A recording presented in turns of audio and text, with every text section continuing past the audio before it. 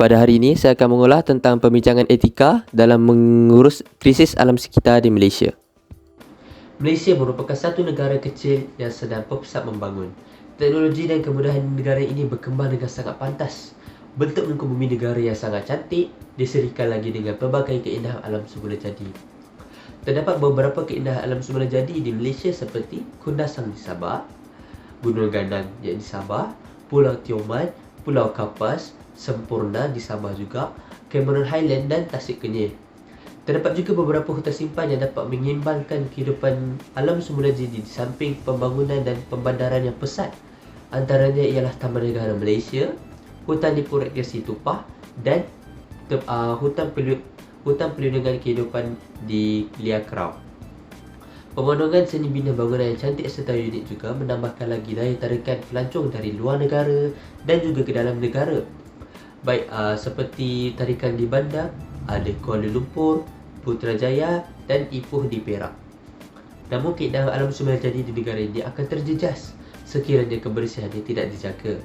Oleh itu, semua pihak yang terdiri daripada setiap lapisan masyarakat iaitu rakyat, pihak berkuasa dan pihak pemerintah mestilah mengambil langkah bersedia bagi memastikan negara Malaysia ini negara yang bersih dan dapat menjadi contoh seperti negara Jepun yang sangat cantik dan sangat indah serta rakyat yang sangat menjaga kebersihan antara satu sama lain. Krisis alam sekitar di negara Malaysia semakin menjadi-jadi di saban tahun. Antara krisis yang selalu menjadi topik hangat pada setiap tahun adalah penambangan hutan haram yang tidak dikawal, pencemaran sungai dan juga kadar pembuangan sampah yang tidak dikawal. Hal ini demikian kerana terdapat beberapa pihak yang tidak bertanggungjawab mengambil mudah tentang isu ini. Sebagai contoh, ada 5 kes pencerobohan hutan simpan di 4 daerah negeri Pahang pada tempoh Januari 2022 hingga Februari 2022. Terdapat 2 kes pencerobohan di Temerloh dan 3 lagi kes melibatkan kawasan hutan simpan di Ropin, Cameron Highland dan juga Jerantut. Selain itu, pada November 2022, akhbar berita telah memaklumkan bahawa ada lagi 23 sungai di Malaysia disedarakan tercemar sepanjang tahun. Dengan 13 daripada negeri Johor, ada 5 sungai di Pulau Pinang, 2 di Selangor dan 1 Sarawak, 1 di Melaka dan 1 di Negeri Sembilan. Namun pada bulan Jun tahun ini, ada 29 sungai tercemar sejak daripada tahun lepas. Isu pencemaran sungai ini berpunca daripada aktiviti pembuangan sisa kimia, ladang ternakan haiwan dan perlombongan. Jika isu ini tidak dibahas dengan lebih teliti, pihak yang tidak bertanggungjawab diorang akan semakin berani untuk memandang ringan terhadap undang-undang yang diberikan, dan mereka akan mengendahkan segala peraturan yang telah dikuatkuasakan. Oleh itu, semua pihak perlu bertanggungjawab untuk tangani krisis alam sekitar ni. Pengumpulan undang-undang yang ketat adalah salah satu inisiatif yang boleh dibuat. Adalah penting untuk menjamin bahawa dasar dan perundangan alam sekitar dilaksanakan dengan cara yang telus dan juga saksama. Pihak berkuasa perlulah mengenal pasti langkah yang diperlukan untuk mengurangkan krisis alam sekitar dengan kejujuran dan integriti. Rasuah dan penyalahgunaan kuasa hendaklah dilarang sama sekali demi menjaga alam sekitar dan kesejahteraan rakyat. Mereka dan juga pihak-pihak yang bersalah perlu dijalankan hukuman dengan secepat mungkin agar perkara yang krisis alam sekitar ini tidak diambil sambil lewa dan tidak dipandang ringan oleh semua pihak. Pendidikan dan kesedaran rakyat adalah penting dalam mewujudkan pengetahuan bersama tentang situasi alam sekitar dan membolehkan rakyat mengambil tindakan yang terdidik dan bertanggungjawab. Orang ramai bolehlah mendapatkan pemahaman yang lebih baik tentang sistem ekologi, amalan lestari dan saling kebergantungan aktiviti manusia dengan dunia semula jadi melalui usaha pendidikan alam sekitar yang ketat. Selain itu, kempen kesedaran rakyat juga berpotensi berjaya menyampaikan pengetahuan tentang kepentingan pemeliharaan alam sekitar, menggalakkan komuniti untuk menerima tingkah laku mesra alam dan menggalakkan amalan hidup lestari. Kita boleh memupuk generasi yang terlibat secara aktif dalam menjaga bumi dan berbakti untuk membuat perubahan positif dalam kehidupan seharian mereka dengan mewujudkan rasa tanggungjawab dan kesedaran alam sekitar dalam diri individu sejak kecil dalam kalangan masyarakat setempat. Lagi satu cara untuk memelihara alam sekitar adalah dengan cara kita semula. Kita semula ini ialah satu proses menekankan sumber barang-barang yang terbuang kepada barang baru yang boleh digunakan. Contohnya takungan air hujan boleh guna untuk siraman air pokok atau tumbuhan di halaman rumah. Barang-barang lain macam plastik, kaca dan elektronik yang pecah boleh didermakan kepada syarikat kita semula untuk memproses semula menjadi barang yang baru. Setiap bahan sangat berguna untuk kita semula untuk masyarakat tanpa membazir sumber mentah yang baru. Industri pakaian seperti kasut dan beg sudah mula menggunakan tekstil kita semula sebagai komponen asas dalam barangan baharu mereka. Dengan pemahaman entiti besar dalam menjaga pemeliharaan alam sekitar, mereka mungkin menjadi saluran untuk ahli masyarakat mencari kelebihannya.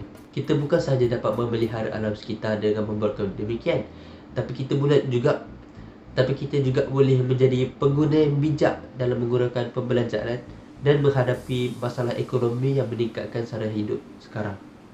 Sebagai rumusan, percubaan untuk menangani isu alam sekitar Malaysia memerlukan kerjasama yang erat di kalangan banyak pihak kepentingan serta kesedaran orang awam yang meluas. Malaysia boleh memastikan keselestarian alam sekitar dan kualiti hidup yang tinggi untuk generasi akan datang dengan cara melaksanakan dasar dan perundingan bersepadu, pendidikan alam sekitar yang berterusan dan amal lestari yang berterusan. Hanya melalui usaha kerjasama yang ideal untuk persekitaran yang bersih dan aman dapat direalisasikan. Pada pandangan saya tentang isu krisis alam sekitar ni, ibu bapa merupakan peranan yang paling penting dalam membanteras generasi akan datang daripada ulang kesilapan masyarakat zaman sekarang supaya krisis alam sekitar ni dapat dibentikan serta-merta. Ini kerana ibu bapa mempunyai kuasa yang untuk mendidik anak mereka sejak kecil. Bab kata pepatah, meluntur buluh biarlah dari rabungnya. Anak-anak yang masih kecil merupakan usaha yang paling bagus untuk belajar dan dididik dengan betul kerana otak mereka sedang berada di fasa membesar dan belajar dengan sangat pantas. Sebagai contoh, anak-anak akan terikut perbuatan ibu bapa secara penglihatan, pendengaran dan perbuatan ibu bapa mereka. Jadi ibu bapa perlulah menunjukkan contoh teladan yang baik agar anak-anak mereka dapat membesar dan belajar dengan sifat dan perbuatan yang betul. Kerajaan dan pihak berkuasa merupakan pihak yang paling bertanggungjawab. Ini kerana mereka ada kuasa yang besar untuk mengawal krisis alam sekitar yang sedang dialami oleh negara ini. Sebagai contoh, kerajaan dan pihak berkuasa perlulah bersifat tegas dan beramanah serta jujur untuk melaksanakan tugas mereka. Kerajaan dan pihak berkuasa perlulah melawan korupsi dan rasuah serta salah guna kuasa dan pecah amanah. Segelintir individu yang tidak bertanggungjawab menyebabkan undang-undang di negara ini menjadi rapuh dan diabaikan oleh pihak yang bersalah. Jadi, jika kerajaan dan pihak berkuasa tidak tegas untuk menghukum entiti yang bersalah, tidak mustahil kegiatan haram macam penebangan hutan, tidak dibelesen dan pembebasan toksik ke udara dan sungai akan berleluasa. Pihak berkuasa dan kerajaan perlulah mengetatkan prosedur dan sering membuat pemantauan di lokasi-lokasi yang bermasalah yang melibatkan krisis alam sekitar semakin menjadi-jadi. Antara refleksi yang dapat disimpulkan daripada projek ini ialah kesedaran keseluruhan dapat ditanam dalam setiap lapisan masyarakat. Usaha ini telah meningkatkan kesedaran orang ramai tentang isu alam sekitar di Malaysia. Pendekatan pembahasan etika berfungsi untuk menjelaskan cabaran moral dan cita-cita yang terlibat, mendedahkan kesedaran semua orang kepada keperluan bertindak secara beretika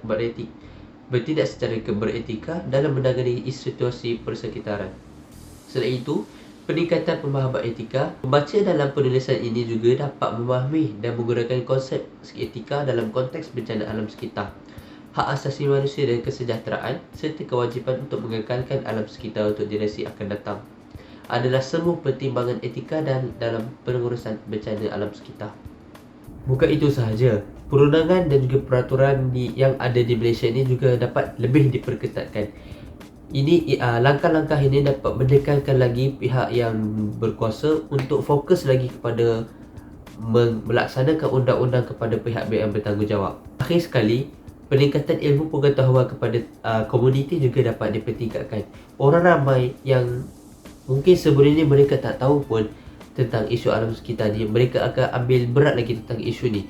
Setelah mereka nampak krisis alam sekitar ni di berita, mereka akan lebih berwaspada dan mereka akan lebih mengambil berat tentang kehidupan alam sekitar di negara Malaysia ini, supaya mereka tak nak negara Malaysia ini menjadi sebuah negara yang kotor, menjadi sebuah negara yang alam sekitar ni tidak bersih dan juga tidak dapat hidup dengan aman dan tenteram. Itu sahaja daripada saya. Sekian, terima kasih.